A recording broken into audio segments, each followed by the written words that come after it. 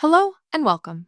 Whether you are a new nurse or respiratory therapist just starting in the ICU, or a family member at the bedside of a loved one, the topic of coming off a ventilator can be filled with questions and anxiety. Today, we're going to demystify this process. We call it liberation, and our goal is to show you the careful, step by step roadmap we follow to help a patient breathe on their own again. Let's begin. So, what do we mean by ventilator liberation?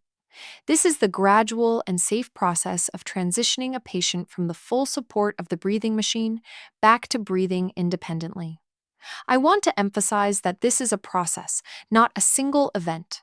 It's not like flipping a switch. Our primary goal is to make sure the patient is strong enough to handle the work of breathing on their own, so we can avoid any setbacks. For families, think of this as physical therapy for the lungs. We are carefully building strength and endurance before removing support. The most important first step is knowing when to even start. We don't guess.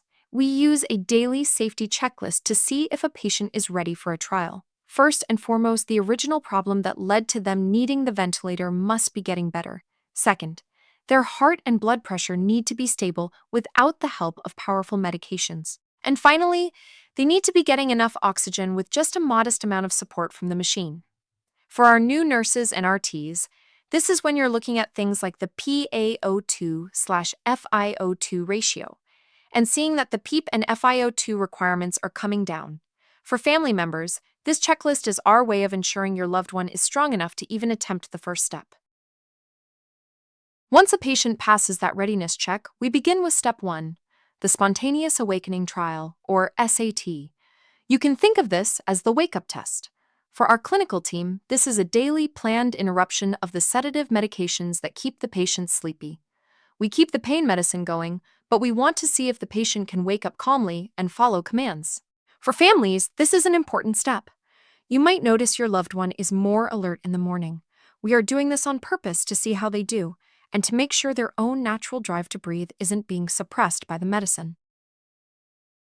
If a patient does well with waking up, we immediately move to step 2, the Spontaneous Breathing Trial, or SBT.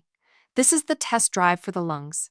For our new nurses and RTs, this is when we change the ventilator mode to something with minimal support, like a low level of pressure support. We are essentially asking the patient to take over the work of breathing, while the machine just gives a little boost.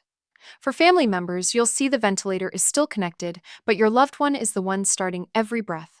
We are testing their respiratory muscles to see if they are ready. This test usually lasts for about 30 minutes to 2 hours.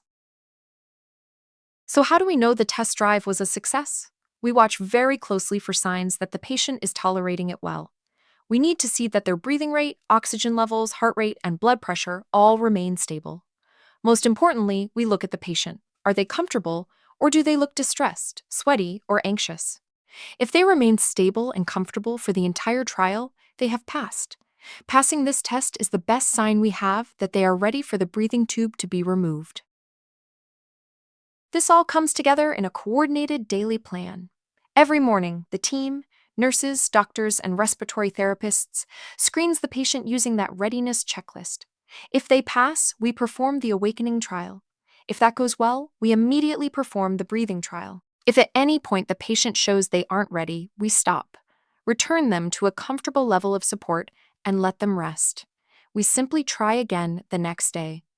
This systematic approach has been proven to be the safest and most effective way to get patients liberated from the ventilator sooner.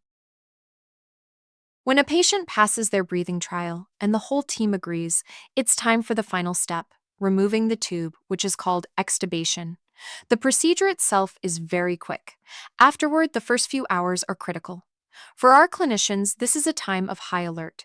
We provide oxygen and watch very closely for any signs of breathing trouble. For families, your loved one's voice may be hoarse, and they will need time to recover. Our job is to keep them comfortable and encourage them to cough and take deep breaths to keep their lungs clear. And that is the road to liberation. It's a journey that requires teamwork, patience, and careful monitoring every single step of the way. Thank you so much for watching. We know this can be a complex and emotional topic. If you have any questions at all, whether you're a clinician or a family member, please ask them in the comments section below. And if you have a request for another topic you'd like us to explain, please let us know. Your feedback helps us create the content that you need the most. If this video was helpful, please give it a like and subscribe for more content designed to make the ICU a little less mysterious. Thank you for being here.